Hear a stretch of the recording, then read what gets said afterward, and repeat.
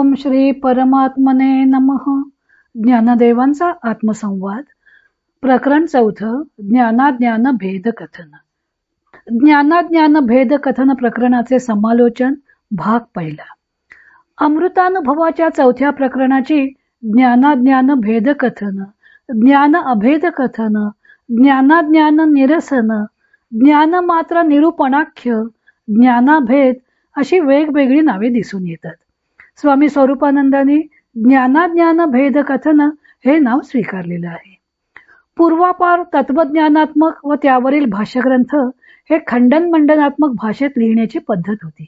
आपण सांगत असलेल्या पक्षावर इतर कोणाचे जे आक्षेप येत असतील तर त्यांचे खंडन करून ते चुकीचे ठरवून आपलाच पक्ष कसा बरोबर आहे ते ठासून सांगितलं जात असे.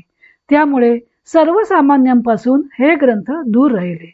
त्यामुळे ज्ञानदेवाने भगवद्गीतेवर भाष्य लिहिताना खंडन मंडनात्मक भाषेचा हेतुतः त्याग केलेला आहे. कारण त्यांना गीता ग्रंथ सर्वसामान्यांपर्यंत पोचवायचा होता. परंतु अमृतानुभव या ग्रंथात मात्र त्यांनी खंडन मंडनात्मक भाषेचा उपयोग केला असल्याचं दिसून येतं. ज्ञानदेवानी वाचारूण प्रकरणात सांगितलं की यथार्थबोध देणे हे वाणींचं काम असतं. जीवाला त्या यथार्थबोध देऊन लोप पावतात. त्यामुळे जीव बंधातून सुटतो व मोक्षप्राप्ती करून घेतो असा त्या वाणींच्या बाबतीत बोभाट आहे, म्हणजे असं मानलं जातं. पण ते वाणींचं ऋण खरंच फिटतं का हा मोठा प्रश्न आहे.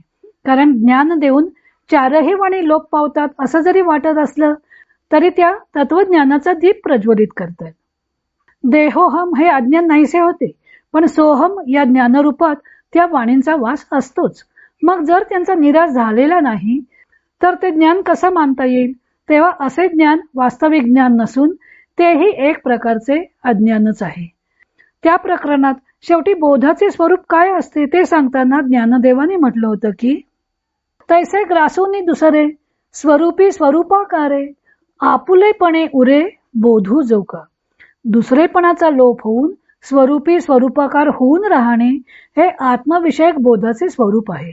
अशी स्वरूपाकारता जोपर्यंत लाभत नाही तोपर्यंत वाचांचं ऋण संपत नाही.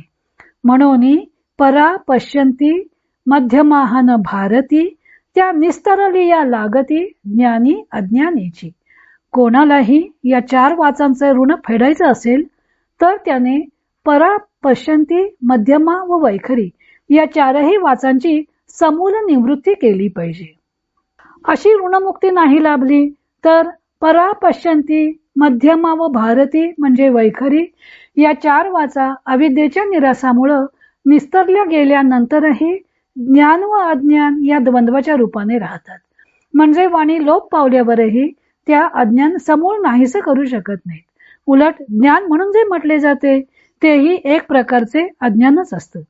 या मतावर येणाऱ्या आक्षेपांचं निरसन करून खरं ज्ञान म्हणजे केवळ ज्ञान अज्ञानाच्या अतीत असणारी ज्ञानमात्रता काही नाहीपणानं कशी असते ते त्यांनी सिद्ध केले.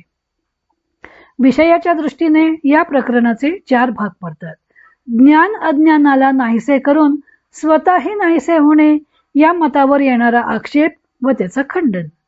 ज्ञानही नाहीसे होण्याचे कारण. तिसरा भाग आहे ज्ञानमात्रतेचे स्वरूप आणि चौथा भाग आहे ज्ञान मात्र स्वतःलाही जाणत नाही या मतावर येणारे आक्षेप व त्याचं खंडन. आता 4थ्या प्रकरणातील विषयवार समालोचन आपण उद्यापासून पाहू. इतर अनेक ग्रंथांचा आधार घेऊन ज्ञानदेवांच्या अमृतानुभव या ग्रंथाचे लेखन व वाचन सौ मनीषा अभ्यंकर मिरज यांनी केलं आहे. हरिओम तत्सत.